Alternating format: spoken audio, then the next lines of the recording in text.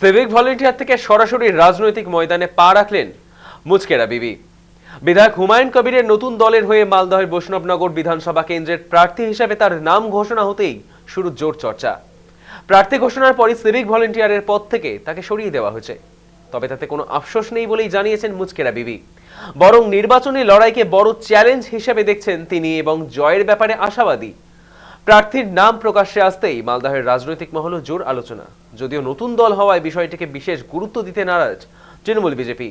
বৈষ্ণবনগর বীরনগর এলাকার বাসিন্দা মুচকেরা বিবি। তার স্বামী কুরবান আনসারি একজন স্বেচ্ছাসেবী সমাজ সংস্কারক। তবে কুরবান আনসারির রাজনৈতিক জীবন শুরু হয়েছিল তৃণমূল কংগ্রেস দিয়ে।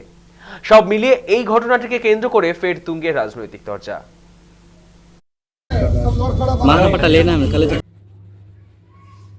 এই ঘোষণার পর থেকে আমাকে বসিয়ে দেওয়া হয়েছে। আমি তো এমনিতে রাজি ছিলাম না সিভিকের কাজ করার জন্য। এখানে আমি জিতবো, কে সহযোগিতা করবে পরে হবে, এখন সময় কথা বলবো। এখন আমি এর বেশি কিছু বলতে পারবো না। লড়াই করার জন্য হ্যাঁ, প্রস্তুত আমি। হুমায়ুন কবির সাহেব যেভাবে আমাকে বলবে সেভাবে আমি এগোবো।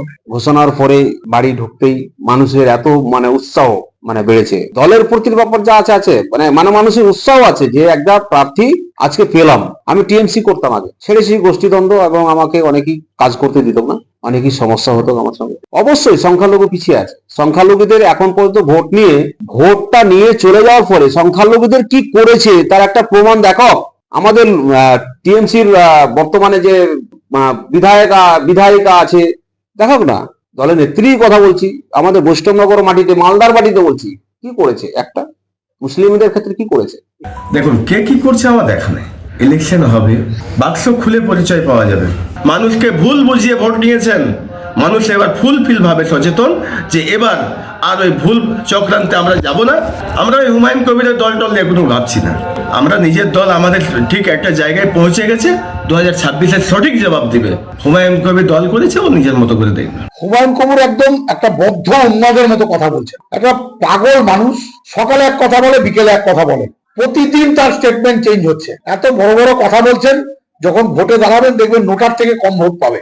এই বাংলা মুখ্যমন্ত্রী মমতা বন্দ্যোপাধ্যায়ের নেতৃত্বে সারা বাংলার মানুষ লক্ষ্মীর ভান্ডারের পক্ষে রায় দেবে। নিজে দাঁড়িয়ে নোটার থেকে বেশি ভোট পেয়ে দেখা, তখন বুঝবো উনি নেতা। দেখুন, হুমায়ুন কবির এটা হচ্ছে টিএমসির কাউন্টার পার্ট।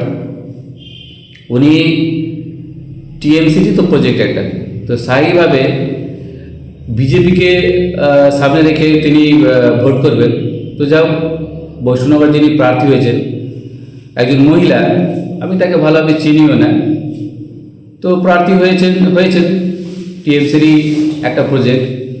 আমাদের মেন লক্ষ্য এই সরকারকে 2026-এ বিসর্জন দেওয়া। অতএব আমরা লক্ষ্যে অটুট। আগামী 2026 নির্বাচন তৃণমূলের বিসর্জন।